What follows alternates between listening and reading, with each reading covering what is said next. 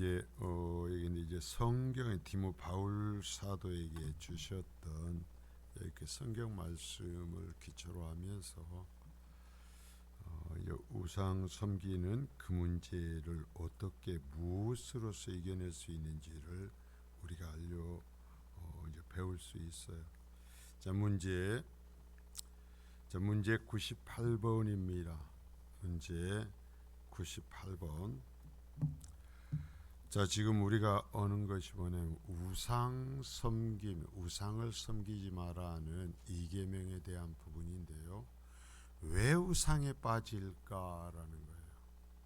왜 성도들이 하나님을 믿고 예수님을 믿는다고 하면서 바른 성경적 신앙을 갖지 못하게 될까? 왜 무너지게 될까 하는 것을 오늘 우리가 이 이야기를 통해서 깨닫게 되는 겁니다. 자, 오늘 우리가 이제 읽은 본문이 바울 사도가 디모데에게 바울 사도의 마지막 편지예요. 이제 정말 죽기 전에 얼마 전에 아들과 같은 디모데에게 보내면서 자, 네가 무엇을 가르쳐야 될지를 얘기를 하는 거죠. 네가 평생 뭘 가르쳐야 될까 얘기하면서 성경을 가르쳐야 된다는 거예요. 그러면서 성경은 우리가 봤으면 여기 주의하는데 네가 누구한테 배웠는지, 누구한테 무엇을 어떻게 배웠는지 잊지 마라라는 거예요. 디모데가 배웠던 것은 바울 사도에게 배웠어요. 여러분, 우리가 누구에게 배웠는가 하는 것은 아주 중요해요. 특별히 정말 이러한 교회 시대, 급변하는 교회 시대에 어디에서 하나님의 말씀을 배웠는가 하는 것은 아주 중요합니다. 오늘 어떤 분이 이찬수 목사님의 그 이야기를 했어요. 그분의 설교는 그분은 생명을 걸고 말씀을 전해요. 사람 눈치를 보질 않아요. 자, 그랬어요. 교회 부피가 그 정도 된 교회에서는 사람 눈치 보지 않고 하나님의 말씀을 전하면 환영을 받습니다. 왜? 그게 싫은 사람들은 떠나고 그게 좋아서 몰려오는 사람들만 남아있기 때문에요. 거기에서는 그렇게 말씀을 전하면 정말 성도들이 기뻐해요. 다른 소리를 할지를 못해요. 그러나 일반적인 교회에서는 그렇게 말했다가는 목회 못합니다. 만일에 그 목사님이 이 중소도시나 시골에 있는 교회에서 그런 식으로 목회했다가는 몇 년 못 버팁니다. 한번 들어보셔요. 아마 지금 우리 합동 측에, 현재 우리 합동 측에 보면 어떤 최고의 설교라고도 할 수 있는데요. 자, 여기서 얘기를 합니다. 네가 누구한테 배웠는지 나에게 배운 것을 잊지 마라는 거예요. 잊지 마라. 그러면서 어려서부터 네가 성경을 알았지 않냐. 성경은 능히 너로 하여금 그리스도 예수 안에 있는 믿음으로 말미암아 구원에 이르게 하는 지혜가 있게 한다. 자, 우리를 구원으로 인도하는 게 뭐라고요? 성경이다 이거예요. 성경. 여러분, 내 열심과 내 신념이 아니에요. 사람의 신념과 사람의 판단력은요, 여러분이 하루에도 몇 번씩 바뀌어요. 우리가 신앙생활하는 동안에요, 우리의 이 신앙의 이 폭우, 좋았다 나빴다 하는 거에 수도 없어요. 그러나 우리가 구원에 이를 수 있는 것은 만일에 우리의 어떤 신앙의 그 수준에 따라 선다면 우리는 결코 구원받지 못할 거예요. 그러나 뭐라고 했어요? 하나님의 말씀이 우리를 구원에 이르도록 한다 이거예요. 구원에 이르도록 한다. 그래서 모든 성경은 하나님의 감동으로 된 것으로 교훈과 책망과 바르게 함과 의로 교육하기에 유익하다. 자, 성경을 갖고 교회에서 뭘 해야 되는가? 디모데에게 네가 성경을 갖고 하나님의 말씀을 갖고 뭘 하라고 그래요? 교훈하고 책망하고 바르게 하고 의로 교육하라는 거예요. 너 성도들 비위 맞춰줘라, 그런 말은 한마디도 없어요. 싫어하면 하다가 그만둬, 그렇지 않아요. 이는 하나님의 사람으로 온전하게 함, 하나님의 사람들을 온전하게 만드는 게 성경이다라는 거예요. 그래서 모든 선한 일을 행할 능력이 생기게 한다. 하나님의 말씀이 그 속에 있을 때 우리가 비로소 선한 일, 하나님의 원하신 일을 할 수 있게 된다라고 바울 사도는 아들과 같은 디모데에게 얘기하면서 너 정신 차려. 그래서 내가 너에게 가르친, 나에게 배운 그대로 설교해. 나에게 어떻게 배웠는지 기억하면서 네 멋대로 하지 말고 나에게 배운 그대로 목회해 하고 지금 가르치는 거예요. 자, 이제 오늘 문제를 봅니다. 98번. 그러나 그 형상들을 평신도를 위한 교제로서 허락할 수는 없습니까? 자, 이건 역시 천주교를 지금 바탕으로 얘기하는 것입니다. 천주교회, 이 중세교회는 성도들에게 말씀을 주질 않았어요. 이게 정말 교회 타락의 이유. 성도들에게 성경을 주질 않았어요.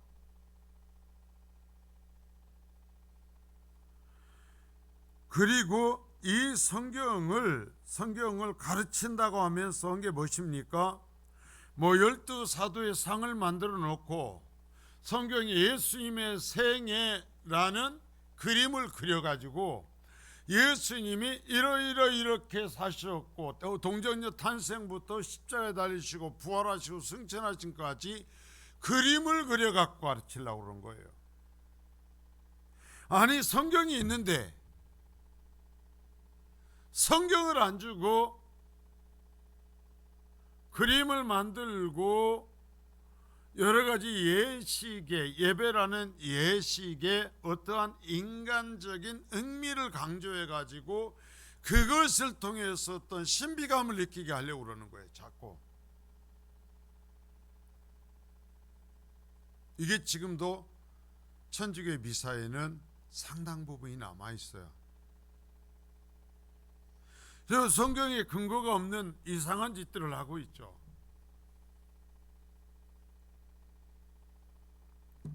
자, 그래서 답이 그랬어요. 안 됩니다.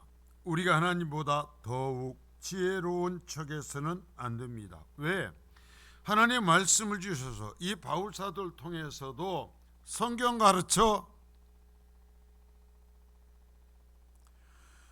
성경이 바로 살 수 있도록 만들어 구원으로 이끌어 하는데, 하나님의 말씀을 가르치라는 하나님의 말씀 대신에 사람의 생각으로 이러한 그림과 이러한 동상을 만들면 더 효과적으로 가르칠 수 있지 않을까 하는 인간적인 생각을 내세운다면 하나님보다 사람의 생각을 앞세우는 거다라는 얘기예요.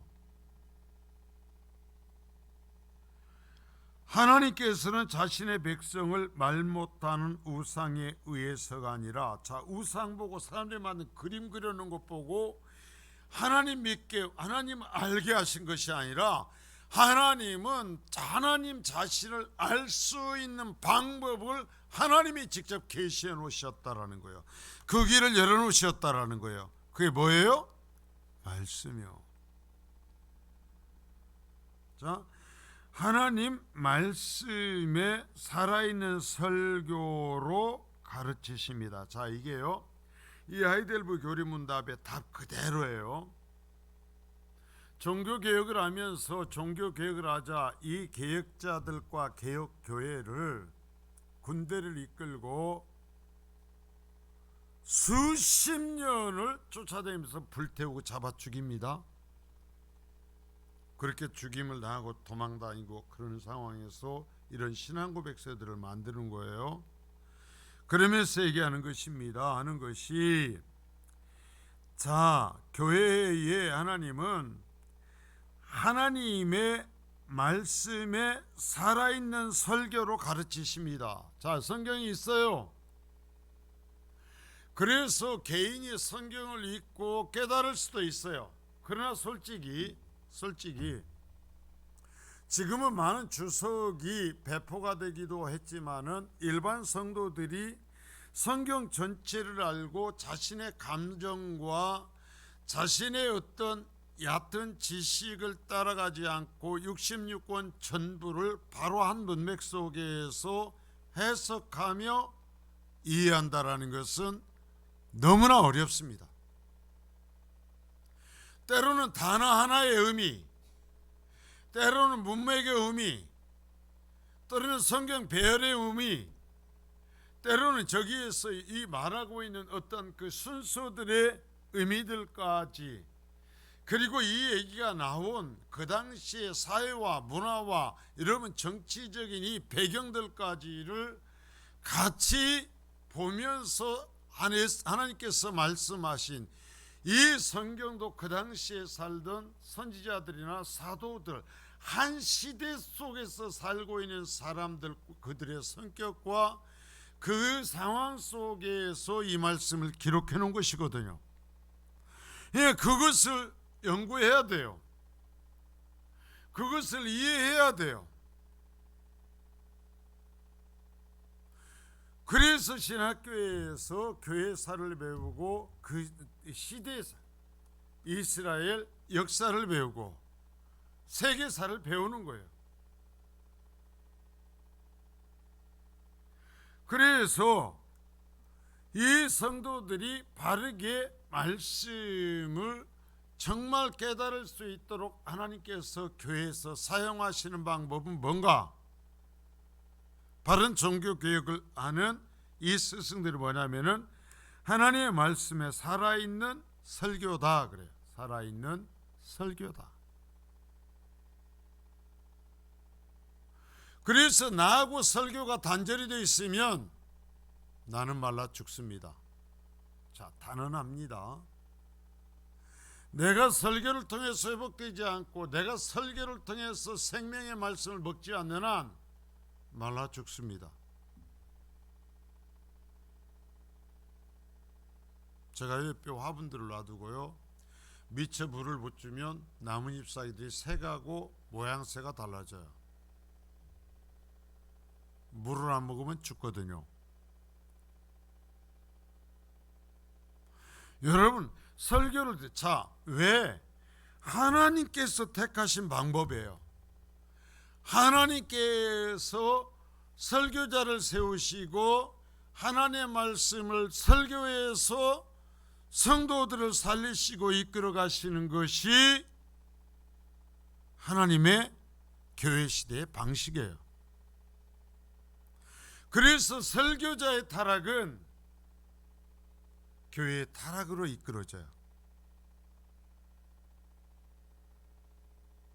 이건 내가 뭐 좋아하고 안 좋아하고서 아니에요. 하나님이 이 교회를 이끌어 가시는 방식이에요.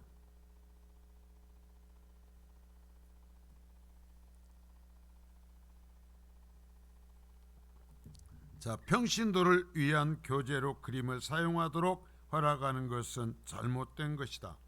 더욱이 사제와 평신도를 엄격하게 구별하는 것은 신약시대에는 합당치 않다. 자, 완전히 계급적으로 나누죠, 천주교에서는. 그래서 뭐라고 그래요? 신부를 뭐라고 불러요? 파더예요. 아버지, 아버지.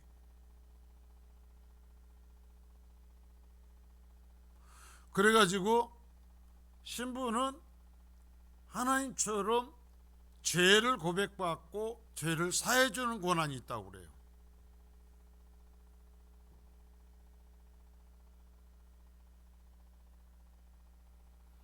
자, 하나님께서는 성령과 하나님 말씀의 수단을 통해 모든 성도에게 하나님을 아는 지식을 주신다. 그렇죠? 성경 그리고 성령, 제가 늘 얘기하죠. 성령은 성경을 통해서 역사하신다고. 자, 성경 없이 영적 역사를 받았던 사람들이 바로 되는 사람이 없어요. 왜? 지멋대로 돼. 자기가 체험한 대로 얘기하거든요.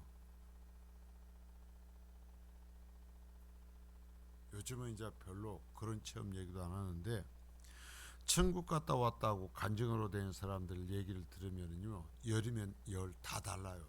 같은 사람 하나도 없어요.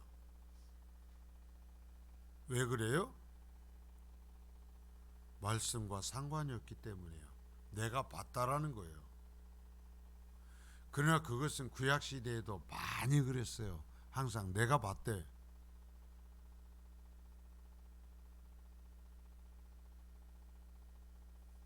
학교에서 교육적 목적으로 그림을 사용하듯이, 자, 사용하고라고 이게 지금 잘못해 놨어요.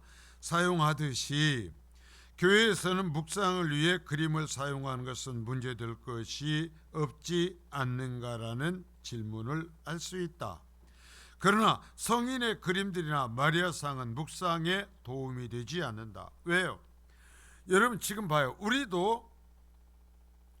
저도요, 예수님에 대한 생각을 하면 예수님의 모습을 머리에 떠올리는 때 뭐냐면은 기독교 역사에서 화가들이 그려놓은 대표적으로 본 그림들로 예수의 모습을 생각해요. 여러분 그래요, 안 그래요? 그렇죠?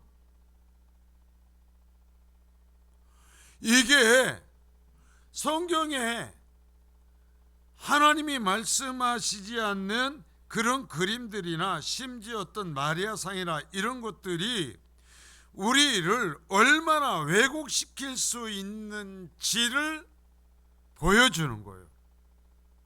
여러분 집에 있는 예수님 초상화가 뭐 같은 거 다 없어요. 신앙이 잘못돼요. 왜곡돼요. 아이고 이게 예수님 초상인데 어때면 돼? 그 예수님 초상 아니라니까 그냥 그림이라니까. 사람이 상상물이에요. 상상물. 그냥 태워서 없어요. 그거 절대로 신앙에 도움되지 않아요.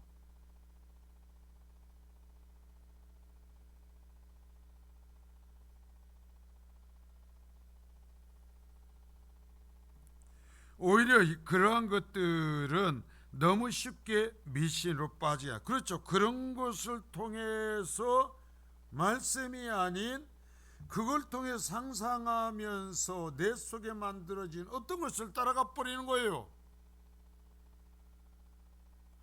저도 부인을 해도요, 예수님 묵상하면서 기도할 때 그 그림들이 생각이 난다니까요.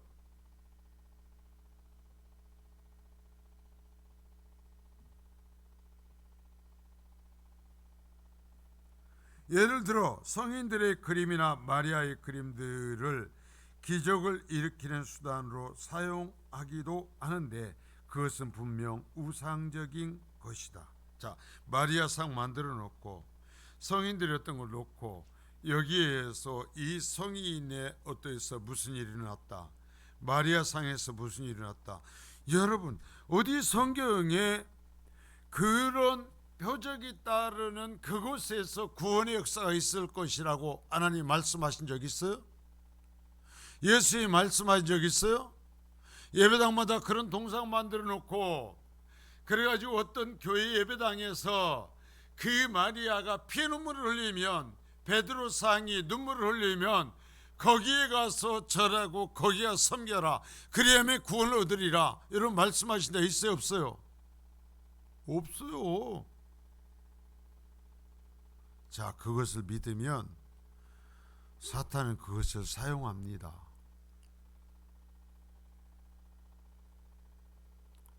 저희 집이 귀신을 섬기는 집이었었잖아요.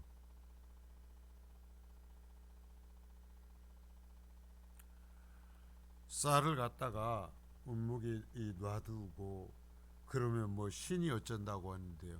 그러면 아침에 일어나면은요 발자국이 있다니까.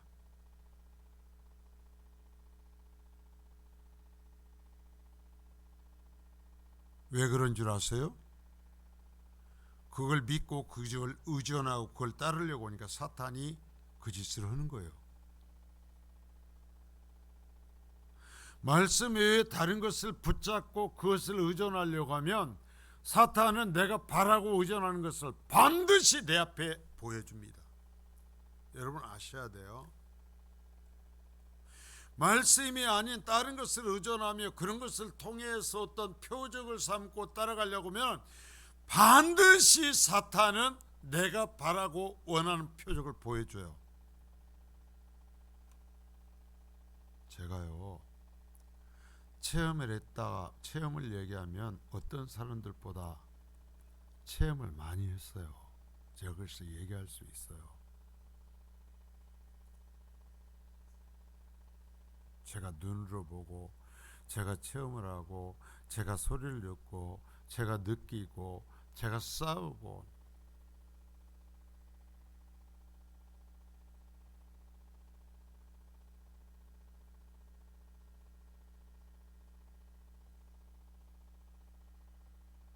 예배당에서 혼자 누워서 자고 있으면 때려놓아서 덮치기도 했다니까요.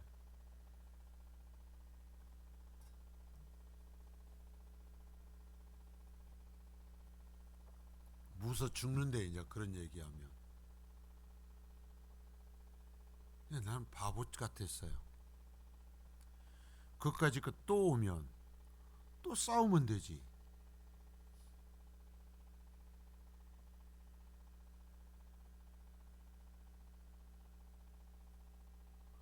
불을 태우듯이 덮쳐와요.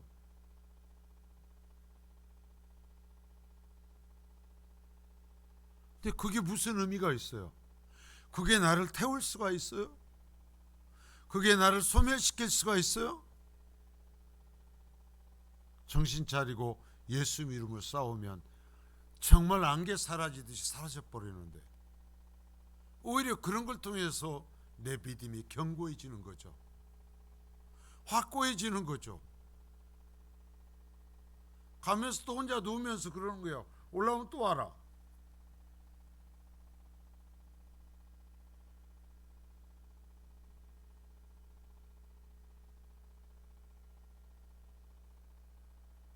여러분 정말 내가 두려워하고 내가 바라고 그러면은요 반드시 와요. 사탄은요 하나님에게도 도전했던 영적 존재예요. 하나님 말씀에 공중권세를 잡고 지금 이 세상을 그 사람을 통치하고 있다고, 사람을 지배하고 있다고.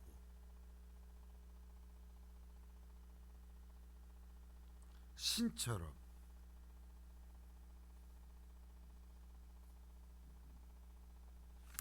자, 구약성경에 보십시오. 하나님께서 누구의 어떤 그림 만들어 놓고 뭐 해놓고 섬기게 하시는가? 아니잖아요. 자, 2번. 우리가 하나님보다 지혜로운 척해서는 결코 안 된다. 하나님께서 정해주신 수단 외에 다른 방법들로 하나님을 아는 지식을 구하거나 찾아서는 안 된다. 하나님께 정해놓으신 것이 설교를 통해서 가르치시는 것이라니까요.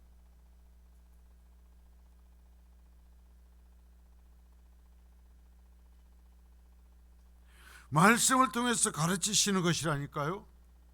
내가 신뢰하든 안 하든 하나님이 하신 정해놓은 방법은 그거예요. 그래서 설교자들에게는 말씀을 전한 데에 대한 책임 추궁을 하시죠. 가장 큰 책임 추궁은 설교자에 대한 책임 추궁입니다.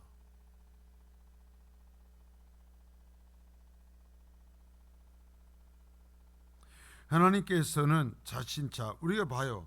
내가 그러면 교회에서 설교를 통해서 하나님의 말씀을 배우지 않으면 뭘 통해서 배워요? 읽으면 얼마나 깨달아져요. 제가 좀 안타깝게 여기는 것이 뭔 줄 아세요? 피곤하지 힘들지만 제가 새벽기도 설교도 단 한 번도 대충 하지 않습니다. 지금 네 번째예요. 제가 저쪽 교회 와서부터 지금까지 새벽기도하면서 새벽기도에서 전체를 순서적으로 신약과 구약을 왔다 갔다 하면서 지금 네 번째 제가 강론을 해요. 네 번째 강론을 하는데 제가 강론을 하면서 새벽기도의 설교니까 대충 쉽게 한 적 없어요.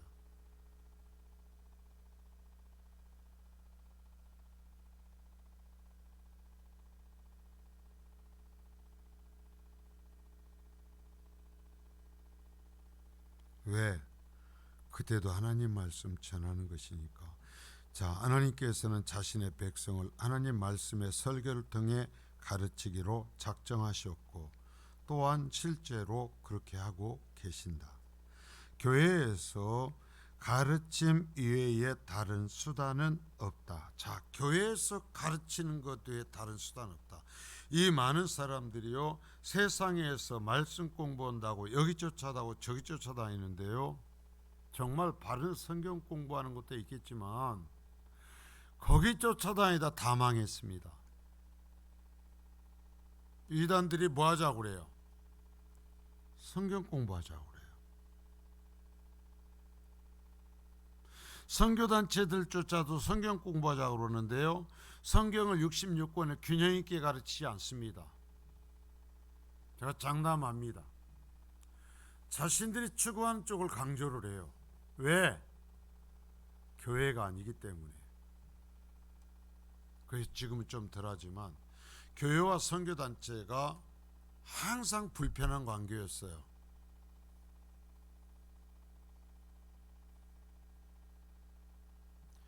그러나 설교가 무시되고 외면될 때 사람들은 형상들과 의식에 빠진다. 자, 대개 사람들이요, 설교를 가까이 하지 않고 설교를 외면하기 시작하면서 뭐냐면 자기가 직통 계시를 받으려고 하는 거예요.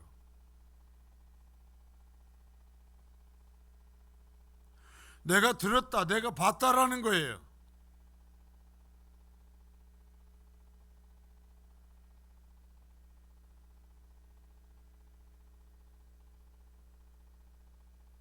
사람들이 쉽게 빠지는 형상들은 십자가나 그림들, 조각들. 자, 이러한 것들에 이런 것들도 절대로 말씀을 제껴놓고 우리를 하나님께로 인도할 수 없어요. 이러한 현상은 오늘날 교회에서도 마찬가지다. 설교가 무시되면서 눈에 보이는 화려한 것이나 시각적 효과를 강조한 수단들이 예배에 들어오고 있다. 자, 여러분 여기다 잘 줄거놓으세요. 사도 바울이 이 세상을 살아가면서 사역을 하면서 두려워 떨었다고 고백하는 게 있어요. 내가 정말 사도로 살아가며 두려워 떨었다라고 자기가 직접 고백하는 게 있어요. 여러분, 뭘 두려웠을까요? 병드는 것을 두려워했어요? 순교하는 것을 두려워했어요? 아니요. 고린도서 2장에 사람의 말, 사람의 방식으로 말씀을 전하려고 할까 봐서 항상 두려워 떨었다라는 거예요. 여러분, 고린도에서 2장을 가서 보세요. 딱 한 번 자기가 벌벌 두려워 떨었다라는 얘기를 하는 거예요. 자기도 사람들이 원하는 방식으로 말씀 전하고 싶어서 그렇게 할까 봐. 인간들이 원하는 그러한 재미와 그러한 화법들을 동원해서 설교하게 될까 봐 두려워 떨었다라는. 그러면 성도들은 뭐라고 해야 돼요? 내가 평생을 알면서 내가 두려워 떨었던 것은 하나님 말씀 그대로의 설교가 아니라 사람의 방식으로 전하는 설교에 길들여질까 봐서 내가 두려워 떨었다라고 고백해야 되는 거예요. 전하는 사람은 사람의 마음과 사람이 원하는 대로 설교할까 봐서 두려워 떨었다라고 해야 되고, 듣는 사람은 내가 재미있고 인간적인 방법으로 전하는 설교에 길들여질까 봐 나는 평생을 두려워 떨었다라고 얘기해야 된다라는 거예요. 그게 바른 신앙이에요.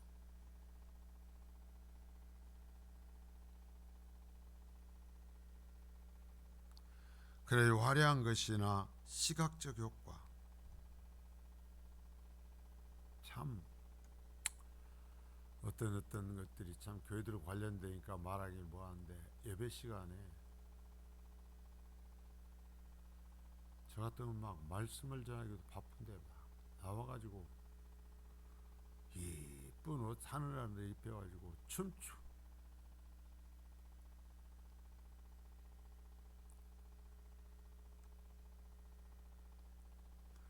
그래가지고 그걸 좋아하니까, 사람들이 그걸 좋아하고 하니까 그것을 춤추는 예배 시간에 무슨 춤이야, 그 춤을 추는 신학교들까지 생겼잖아요.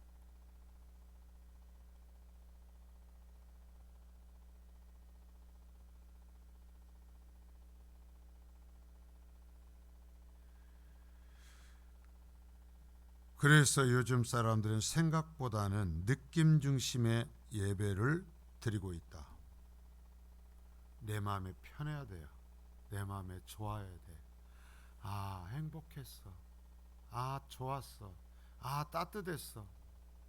아, 위로가 됐어.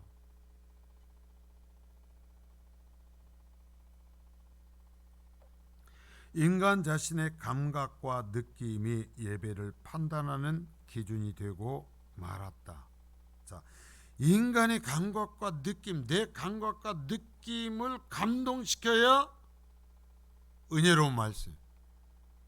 은혜로운 말씀은 뭐냐면, 내가 듣기 싫어하고 내가 속을 상해도 기어이 고집스럽게 하나님의 말씀을 외쳐야 은혜로운 말씀이고, 그게 생명의 말씀이거든요. 내가 눈을 흘겨도, 내가 안 들으려고 해도 끝까지 하나님의 말씀을 전해야 그게 바른 설교거든요. 그런데 뭐예요? 자신의 감각과 느낌으로서 예배를 판단해. 예배를 통해 경배받으시 하는 삼위 하나님은 우선 신뢰해서 불려. 자, 우리가 말씀을 들을 때 하나님께 집중해서 저 설교 활동에서 하나님의 말씀을 들어야 되거든요. 근데 아니요, 뭐가 중심이야? 내가 중심이야. 내가 편해야 돼. 내가 행복해야 돼. 내가 감동을 받아야 돼. 여러분, 구약에 보십시오. 언제 선지자들을 하나님께서 그런 목적으로 단 한 번이라도 보내신 적이 있는지. 하나님의 말씀을 전하기 위해 선지자를 보냈지.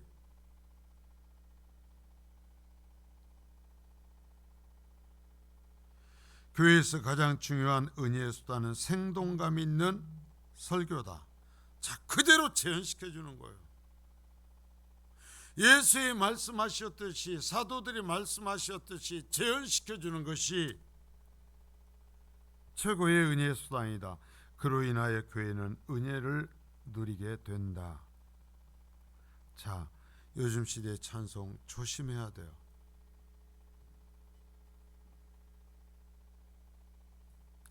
(3번) 중세의 교회는 가장 세속화된 교회들 중에 하나다. 자, 여러분, 하나님 말씀을 듣고 내게 기분이 좋았는가 안 좋았는가 아니라 정말 하나님의 말씀대로 전했는가. 오늘 느낌 좋았어, 오늘 감동 받았어, 아싸가 아니라 내 본성을 뒤집어 보면서 내가 감춘 죄악을 들추어 칙 뽑아내듯이 뽑아내면서 하나님 앞에 꼬꾸라지도록 하는, 나를 수술하는, 영육을 수술하는 좌우의 날성검보다도 예리한 말씀이어야 된다라는 얘기. 중세교회는 가장 세속화된 교회들 중에 하나다. 그림들이 예배의 중심이 되었고 사람들은 그것을 바라보면서 신비적인 체험들을 구하였다. 자유 말씀을 통해서 하나님을 만나려는 것이 아니라 그림이나 사람들이 교회가 만드는 것을 보면서 신비적인 체험. 자, 신비적인 체험 여기 1번이에요. 예를 들어 예배당 유리에 스테인드 글라스를 통하여 햇빛이 비칠 때 어떤 신비적 형상들이 나타나면 그것을 하나님의 임재가 나타난 것처럼 여겼다. 그래가지고 신비한 은혜 있는 예배당처럼 어떻게하는 거예요? 스테인드 글라스를 붙이고 해가지고 신비한 느낌, 사람의 감동을 자아내고 사람들의 마음을 묘하게 만들 수 있는 분위기를 자꾸 만드는 거예요.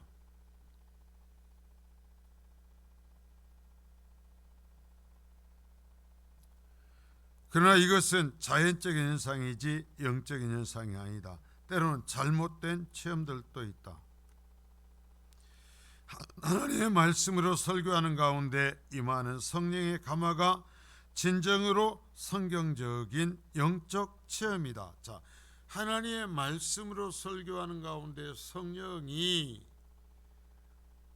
나에게 격려를 하든지 아니면 나를 꾸짖든지 하는 것이 성경적인 영적 체험이다. 선지자를 보내서 하나님께서 하나님의 백성들을 격려하고 용기를 주시기도 하고 타락한 백성을 꾸짖잖아요. 그것이 하나님 말씀하신 그대로 내게서 일어나는 것이 성경적인 영적 체험이다. 형상들을 통해 추구하는 신비적 체험은 인위적이며 때로는 사탄이 우리를 속이는 수단이 되기도 하기 때문에 경계해야 한다. 우리는 어떤 형상적인 수단이나 인위적인 방법을 동원해서 잘못된 신비적 체험을 구하기보다는 오직 하나님 말씀의 설교 가운데 성령이 임하기를 기도해야 된다. 하나님께서 들려주시는 그 말씀이 성경 그대로면 하나님의 저 말씀이 내게 뿌리내리게 하소서, 저 말씀이 나를 변화시키게 하소서, 저 말씀이 나를 통치하게 하소서 하고 우리가 기도해야 된다는 거예요. 그래서 말씀과 성례를 은혜의 수단이라고 하는 거예요. 우리의 심령에 더욱 거룩한 성향이 깊이 새겨질 수 있도록 기도해야 돼. 자, 우리가 제가 느껴져. 기도하는 것의 가장 큰 어떤 중심이 뭐야 된다면 내가 하나님 닮도록 예수님 닮도록 기도해야 된다라는 거야. 하나님이 나 따라오도록 기도하는 것이 아니라 내가 하나님 닮도록 기도해야 된다라는 거예요.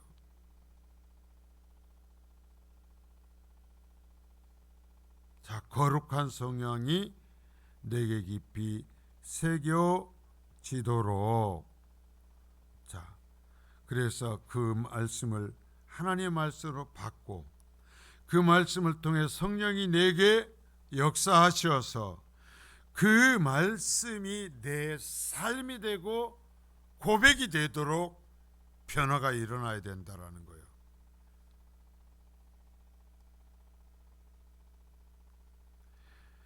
그러한 것이 신비적인 현상이나 환상적 체험보다도 더욱 중요한 거죠. 예, 이게 가장 신비한 거예요.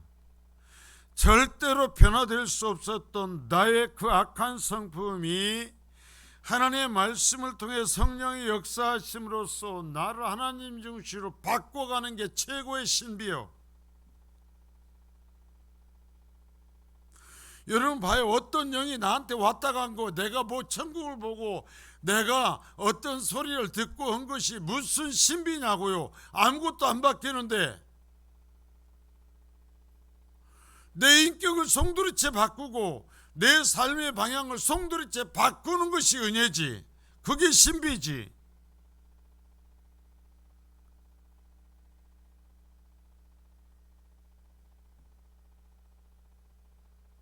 자, 여기 이제 국제 기도의 집, 그러니까 뭐라면 이 기도를 강조하면서 여기서 국제 기도의 지회한 특히 여러 차이만 신비적 체험을 자꾸 강조를 하는 거예요. 체험. 경건을 얘기를 해요. 금식을 얘기를 해요. 집중하면서 묵상을 얘기를 해요.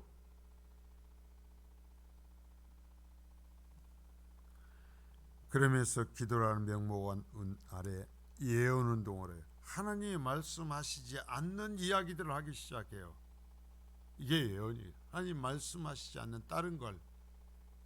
그러면서 대개 사람들이요 그것에 욱해갖고 간다니까요. 하나님이 말씀하시지 않는 것을 얘기해달라는 거예요. 그런 계시는 없어요. 그건 이단이에요. 신비적인 것을 찾고 구하는 사람들은 이러한 잘못된 영성운동에 너무도 쉽게 빠져서 사탄에게 자신의 영혼을 내어놓고 있으며 스스로 거짓 체험에 속고 있다. 자, 여러분, 체험은요 내가 신비한 걸 구하고 비정상적인 것을 추구할수록 강력하게 옵니다. 정말 말씀을 따라서 순종하며 사는 사람들은요 신앙생활을 전통적으로 하는 사람들이면요 나는요 뭘 체험도 안 했고 심지어 나는요 방언도 안 나오고요 나는요 어떤 것도 없어요. 누구 뭐 뜨거운 것. 그런데요 이런 그릇된 방법을 따라서 따라가는 사람들은요 금방 체험합니다.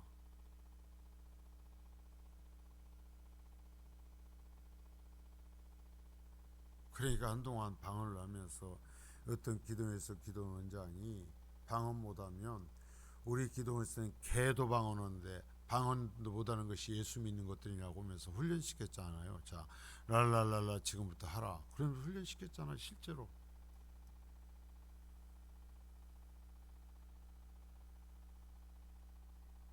이게 성경적 기초가 없기 때문에요.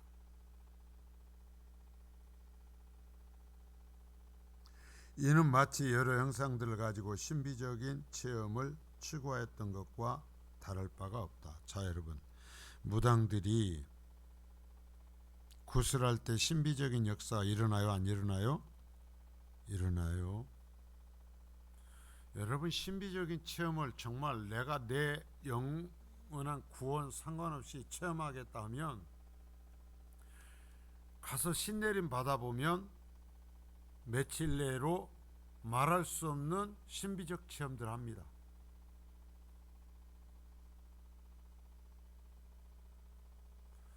여러분, 내가 20년, 30년, 40년, 50년 다니면서 체험하지 못했던 신비적 체험 당장 합니다.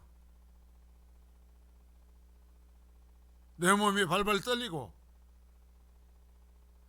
나도 모르는 사이에 주변에 있는 이 구슬들이 달랑달랑 춤추고. 그래서 어째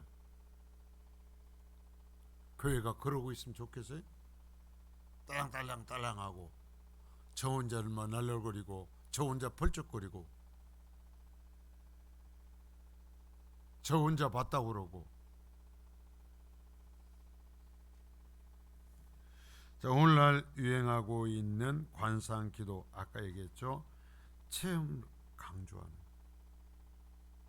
자꾸 자기가 뭘 만드는 거예요. 여러분, 내가 만들고 신비적인 추구하면 틀림없이 옵니다. 저도요 그런 것들 쫓아도 가봤어요. 제 체험에. 그래갖고 제가 있잖아요. 이 금리 예배하면은 일반 아말감으로 씌운 것이 금리로 바뀌는 일들이 벌어지는 현장 속에 제가 있었다니까.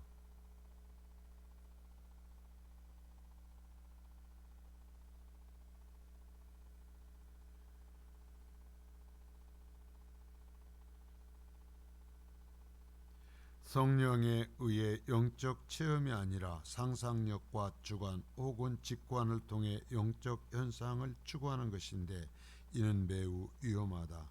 사탄에게 자신을 영혼을 내어주는 것이기 때문이다. 오직 하나님께서 우리를 가르치는 수단은 하나님의 말씀의 설교다. 자, 오직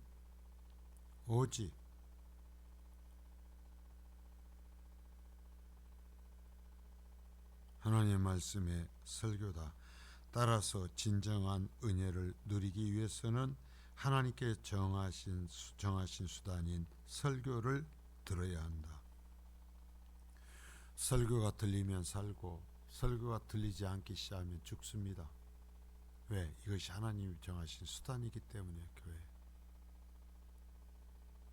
자, 여러분, 무슨 일이 있고 억울하고 내가 속이 상해도 내 예배가 하나님 앞에 바르게 드려지면 나는 살아요. 내 예배가 무너지면 죽습니다. 말씀이 들리지 않으면 죽습니다. 자, 우상의 얘기를 하면서 왜 이야기를 합니까? 지금 여기서 말씀에 바로 서지 않으면 우상을 추구하게 되어 있다라는 거예요. 그럴 때는 은혜의 수단을 추구하게 되어 있고, 그래서 자기의 영혼을 팔아먹게 되어 있다라는 거예요. 그래서 우리가 이런 우상 추구하지 않고 우리가 교회가 우리 가정이 무너지지 않고 바로 설 수 있는 거 뭐냐? 하나님의 방법.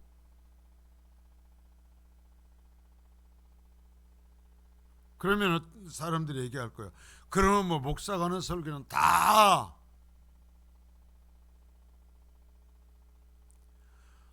바른 하나님의 설교입니까? 예. 그러니까 분별이 있어야죠. 그래서 아까 얘기했잖아요. 설교하는 사람은 내가 사람이 원하는 방식으로 재미있고 만담처럼 설교할까 봐서 두려워 떨고, 성도들은 하나님께서 원하시는 설교를 내게 들려달라고 하지 않고 내가 원하는 설교를 들려달라고 내가 할까 봐 평생 나는 두려워 떨었다 하고 고백할 수 있는 삶을 살아야 된다고요. 여러분 잊지 마세요. 하나님이 원하시는 설교를 들려주소서 하지, 하나님 내가 원하는 게 이런 거 들려주세요 하면 그게 죽음의 길이에요. 교회 가에 보세요. 성도들이 100명 있는데 100명이 원하는 설교를 하면 뭐가 되겠어요? 하나님의 말씀은 없어지죠.